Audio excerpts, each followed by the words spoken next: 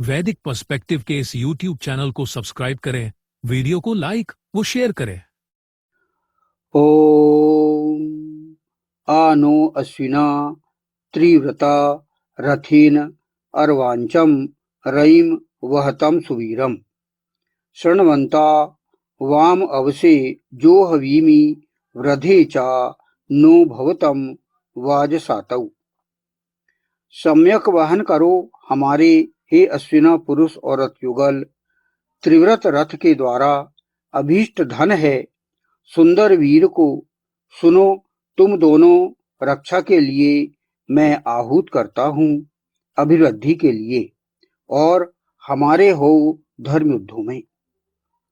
यह मंत्र ऋग्वेद के प्रथम मंडल के 34वें सूक्त का 12वां मंत्र है। तो इससे भी आप समृद्धिशाली बन सकते हैं। फिर संयम और अनुशासन अथर्ववेद में कहा गया है, आनो भर मह परिष्ठा आराते मानः रक्षि दक्षिणाम नियमानाम नमो वीतसाया असमृद्धिये नमो अश्वत्थरायते। अर्थात इसका मतलब है, जो व्यक्ति संयमी और नियंत्रित जीवन जीता है वही उन्नति करता है। यानी जो मनुष्य विपत्ति में निर्भय होकर धैर्य से उपाय करते हैं वे उन्नति करते हैं। या फिर मनुष्यों को निर्धन विपत्तिग्रस्तों का सत्कार पूर्वक सहायक होना चाहिए। तो इससे क्या है कि स्थायी समृद्धि अनुशासन से। यहां पर हमें संयम और अनुशासन से हम काम लेंगे तो हम समृद्धिशाली बनेंगे। यानी बिना टाइम टेबल के हम कुछ भी किसी भी समय कुछ भी कर रहे हैं तो हमें असफलता मिलेगी, और नियम से हम करेंगे, अनुशासित होकर चलेंगे तो हम समृद्धिशाली होंगे। फिर सबसे बड़ा तो वही है कि समृद्धिशाली होने के लिए आप ईश्वर से स्तोम करिए, क्योंकि बिजनेस में या कई समाज में कई परिस्थितियां आती हैं ऐसी जिसमें कि व्यक्ति अकेला हो जाता, अकेला महसूस करता कई बार। तो जब जैसे कि हमें आधार स्तंभ में जैसे कि ईश्वर है और वह केवल एक, उस पर तो सबसे पहले विश्वास करना होगा और उसका हमें लाभ लेना पड़ेगा। जैसे कहा गया है एक ऋग्वेद में, भद्रम करने भी सुनियाम देवा। अर्थात हे देवो, हमें शुभ कल्याणकारी और समृद्ध जीवन प्रदान करें। अर्थात सकारात्मक सोच और प्रार्थना से जीवन में सही दिशा मिलती है। तो ईश्वर का अनुग्रह हमारे ऊपर सबसे अधिक है, सबसे महत्वपूर्ण है, और हम उसी को ही समर्पित होकर सारे कार्य करें। इसको कहा गया है आत्मसमर्पण पूर्ण भक्ति से हम सारे सत्कर्म करें, सारे पुरुषार्थ करें तो हमें समृद्धि प्राप्त होगी। तो हमने इसमें क्या समझा कुल मिलाके कि जो व्यक्ति मेहनती, यानी वेद का धन सूत्र क्या है? वेद का धन सूत्र ये निष्कर्ष निकलता है कि जो व्यक्ति मेहनती है, जो व्यक्ति सत्यवादी है, जो व्यक्ति विद्वान है, जो व्यक्ति दानशील है और जो व्यक्ति अनुशासित है, वही सच्चा धनवान बनता है। ये हमें अंत में ये निष्कर्ष हम इन विचार के उपरांत हमें ज्ञात हुआ। मेहनत बहुत जरूरी है, तभी धनवान व्यक्ति बनेगा। सत्यवादी अर्थात ईमानदारी से हम सारे कार्य करें। विद्वान बने अर्थात हमें बिना ज्ञान के, हमें बिना नॉलेज के हम आगे नहीं बढ़ पाएंगे, इसलिए नॉलेज जरूरी है। और दानशील होना जरूरी है, और अनुशासित होना, डिसिप्लिन होना, ये तो बहुत जरूरी है हमारे लिए। तो ये सच्चा धनवान बनने के ये जो है सूत्र हमें ज्ञात हुए। तो इस प्रकार हमने इस जो प्रथम फुटनोट के अंतर्गत हमने समझा कि किस प्रकार हम हमारे जीवन को समृद्धिशाली बनाएं, इस पर हमने विचार किया। और आगे हम अभी और विचार करेंगे कि इसमें आगे और बात आई है कि ऐसा युगल ईश्वर या ईशान पर परमात्मा का आदेश पालन और वेदानुगमन करने वाला होगा, सम्यक वहन करने वाले होगा, तो उसके लिए धन संपत्ति की कहीं कोई कमी नहीं होगी।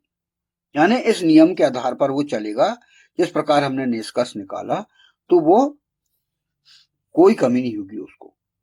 उसके उपयोग और उपभोग के लिए आवश्यक धन संपत्ति उसे इस मार्ग में अवश्य प्राप्त होगी। तो ये हमारे जीवन के लिए बहुत ही जरूरी है। तो इस प्रकार हम अपने जीवन को किस प्रकार चलाएं।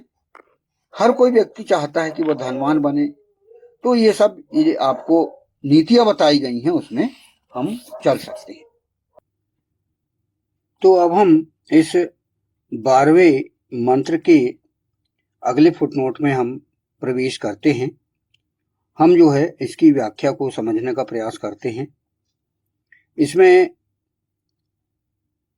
सुंदर वीर, ये एक मंत्रांश आया है। सुंदर वीर अर्थात मंत्रांश है सुवीरम।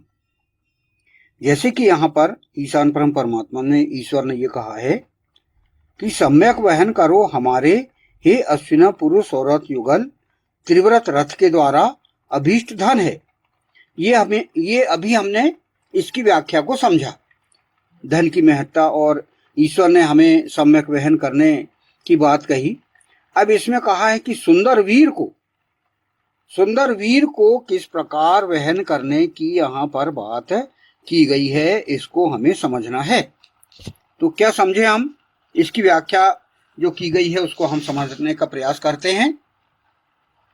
वेद के अनुसार वीर होना मात्र उपलब्धि नहीं है, अपितु सुंदर वीर होना उपलब्धि है और आवश्यकत्व है। सुंदर वीर वे हैं जो सत्कर्मों के लिए, सीधे सच्चे लोगों के हित के लिए अपनी वीरता का प्रयोग करें तथा दुष्टों के विनाश के लिए अपनी वीरता का प्रयोग करें। ये सुंदर वीर की बात यहाँ पर की गई है कि सुंदर वीर कौन होता है ना, इसका हमने समझा। अभी हम सच्चे वीर, महावीर और सुंदर वीर की व्याख्या हम समझेंगे। तो अभी इस फुटनोट में क्या कहा गया है, इसके अभी अपन और देखते हैं। वर्तमान समय में अनेकों युवक युवतियां अपनी वीरता का प्रयोग जनहित में न करके आतंकवाद और अपराध में अपनी वीरता का प्रयोग कर रहे हैं। वेद उन्हें आदर्श नहीं मानता।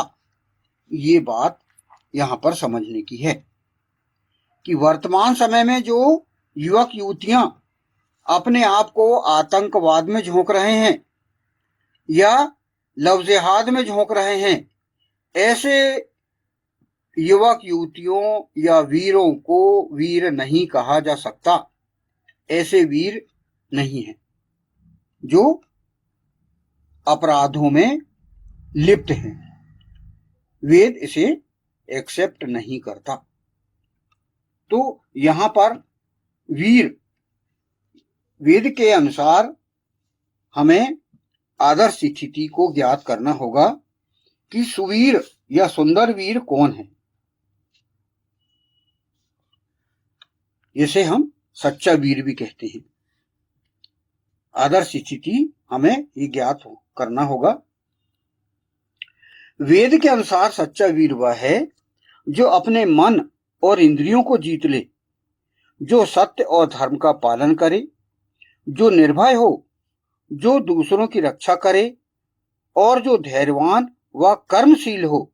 ऐसा व्यक्ति ही वास्तविक महावीर कहलाता है। ये यहां पर हम